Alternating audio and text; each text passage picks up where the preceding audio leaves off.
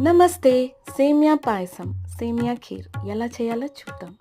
Dry dates, almonds, cashew nuts ముక్కలుగా cut చేసుకొని రెడీగా ఉంచుకోండి. ఇది సన్న సేమియా, దీన్ని కూడా ముక్కలుగా తుంచుకొని రెడీగా ఉంచుకోండి. ఒక కడాయిలో నెయ్యిని వేడి చేసి దాంట్లో డ్రై ఫ్రూట్స్ అన్నీ కట్ చేసుకున్న డ్రై ఫ్రూట్స్ మెల్లగా ఫ్రై చేసుకోండి. కొంచెం ఫ్రై అయిన తర్వాత దీంట్లోనే సేమియా కూడా వేసి ఫ్రై చేయండి. ఇది రోస్టెడ్ సేమియా అయినా కూడా నేను మళ్ళీ ఒకసారి కొంచెం సేపు ఫ్రై చేశాను. దీంట్లోకి మరిగించిన 1 లీటర్ పాలు వేయండి.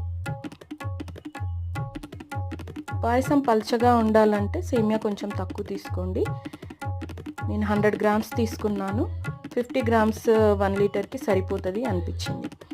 తర్వాత తగినంత షుగర్, ఇలాచీ పౌడర్ వేసుకొని చిక్కబడే వరకు మరిగించుకుంటే పాయసం రెడీ.